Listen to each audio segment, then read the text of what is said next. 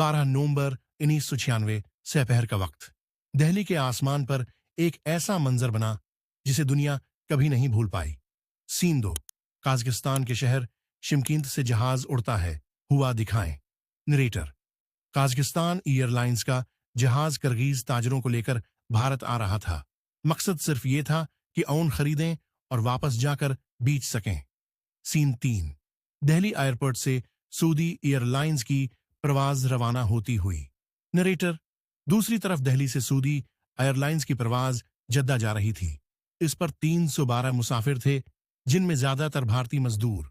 वो अपने ख्वाबों के साथ सऊदी अरब जा रहे थे। सीन 4।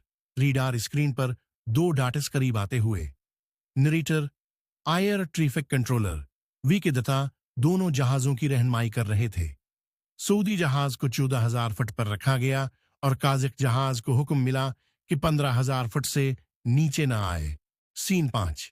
2 जहाज आसमान में करीब आते हैं, फिर एक रोशनी का धमाका। नरेटर। लेकिन चंद लम्हों बाद आसमान में एक जोरदार रोशनी अभरी और फिर धमाके की आवाज। दोनों जहाज आमने सामने टकरा गए। सीन 6। चरखी दादरी के लोग आसमान की तरफ देखते हैं, मलबा गिरता हुआ। नरेटर।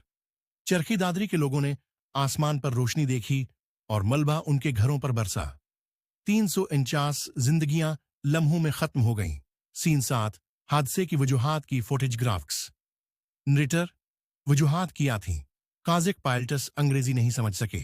रीडार पर सिर्फ प्राइमरी सिस्टम था और एक ही फजाई रास्ता सबके लिए इस्तेमाल हो रहा था। छोटी छोटी गलतियों ने मिलकर एक भयानक हादसे को जन्म दिया। सीन 8। बाद में रिफॉर्म्स की फुटेज। जहाजों में TCAS air traffic control room, pilots अंग्रेजी बोलते हुए। नरेटर। इस हादसे के बाद भारत ने बड़े फैसले किए। हर तैयारे में TCAS सिस्टम लाजमी करार दिया गया। आने और जाने वाले जहाजों के लिए अलग रास्ते बनाए गए और अंग्रेजी को बीन अलाकवामी परवाजों के लिए लाजमी जबान बनाया गया। Closing scene. आसमान में जहाज प्रवास करता है, पीछे सूरज डूब रहा है। नरेटर।